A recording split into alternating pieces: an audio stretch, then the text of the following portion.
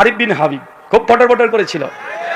বেটা বলেছে 1264 হিজরির আগে নাকি কেউ 8 টাকা তারাবি এই আন্দোলন নাকি ছিল না। আমি তোমাকে চ্যালেঞ্জ করে বলেছি, মায়ের যদি দুধ খেয়ে থাকো 1284 হিজরির আগে তারাবি, তাহাজ্জুদ, আলাদা নামাজ একটা দলিল তোমার বাপের ঘর থেকে হলেও দিয়ে যাবে। এটা 1264 হিজরির আগে 84 হিজরির আগে কেউ দাবি করেনি, কেউ না।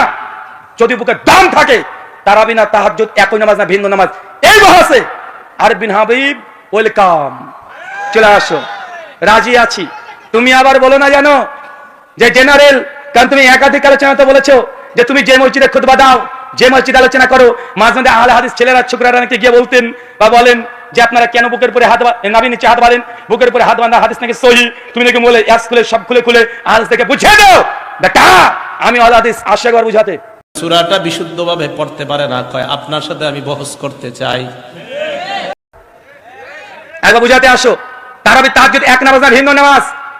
রমাজান মাস, কেননা আগে থেকে তারা শোরগুলো পাকিয়ে দিয়েছে। আর আমি আগে বলেছি ভালো হতে চাই, কিন্তু এই হুজুর আমাকে ভালো হতে দেয় না। আমি কত চেষ্টা করি ভালো হয়ে যাব, বারবার চেষ্টা করি যে আমার এই ভাইদের সঙ্গে ডিবেট বাহাস মোনাজারা করবো না, বারবার শুধু পেছনে খুঁচা দেয়। তো খুঁচা দিলে তো বাসঝাড় রেডি আছে, রেডি আছে না নাই? তুমি খোঁচাখুচি করবা, বাসঝাড় নেবা না, তোমাকে বাসঝাড় নিতে হবে। আর আমরা দেওয়ার জন্য সবসময় প্রস্তুতি নিয়ে থাকি। তার জন্য আপনি আগে বলে দিয়েছি, তারাবি তাহাজ্জুদ যদি দাম থাকে, কিউট ভাই তুমি চলে আসো, না পারলে তোমার প্লে বয়কে পাঠিয়ে দাও, তাও না পারলে নাইট বয়কে পাঠিয়ে দাও, তাও না পারলে আরিফ বিন হাবিব এখনো তার সঙ্গে ভদ্রতা হচ্ছে, যতদিন সে ভদ্রতা দেখাবে।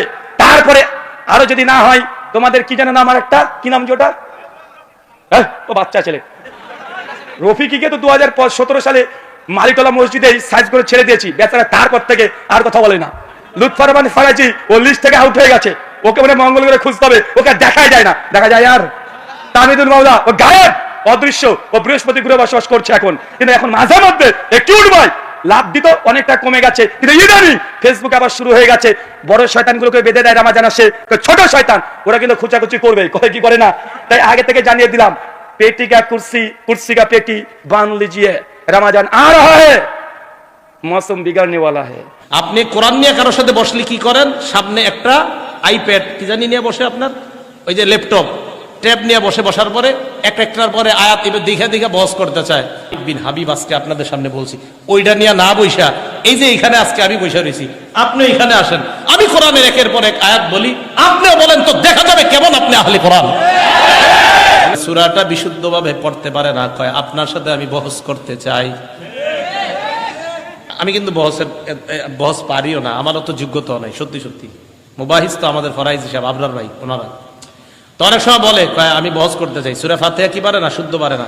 আমি বলছি না যে উনি বহসে পারবে না, যিনি বলে মাশাআল্লাহ উনিও ভালো বহস করে, কথার কথা যেই বলে উনি বলুক, আপনাদের কেউ বলেন, অথবা একটা জেনারেল শিক্ষিত আপনারা বলেন যে আমি আপনার সাথে বহস করতে চাই, আমি বলবো না মাশাআল্লাহ এটা আপনার যোগ্যতা, আল্লাহ তাআলা আরো বাড়ায় দেন। কিন্তু আমি সাথে সাথে বলবো বহস করতে কতক্ষণ লাগবে, তো আপনি বলবেন 1 ঘন্টা, 2 ঘন্টা, 3 ঘন্টা। আমি বলবো ভাই এই 1-2 ঘন্টা সময় নষ্ট না কইরা সূরা ফাতিহাটা শিখা নামাজটা শুদ্ধ করেন। সময় নষ্ট করবেন, ফাতিহাটা শিখেন। খারাপ কথা বলছি?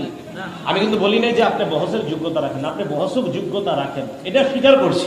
এবং আমি আরিফ বিন হাবিব তো মনে করি সবাই আমার চেয়ে ভালো জানেন বহস, কিন্তু আমি বলি যদি সূরা ফাতিহা, এটা আমি আলহামদুলিল্লাহ ভাই আমার সূরা ফাতিহাটা আমি শুদ্ধ করে শিখছি, আমি একটু বলতে পারবো আল্লাহর কাছে, আল্লাহ আমি শুদ্ধ করে নামাজ পড়ার চেষ্টা করছি। কিন্তু আপনি অনেক বড় বহস করুন না লোক, কিন্তু আপনি সূরা ফাতিহা জানেন না। আমার আর আপনার মাঝে, দুইজনের মাঝে আল্লাহ কিন্তু আপনাকে ঠেকায় দিবে।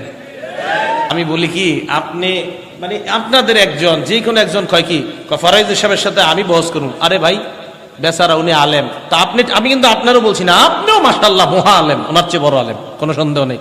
আপনি তো সূরা ফাতিহাটা শুদ্ধ করেন কেন? আগে নামাজটা তো শুদ্ধ করেন। তো আমি বলছি আপনি সময়গুলা নষ্ট না করে নামাজ শুদ্ধ করেন।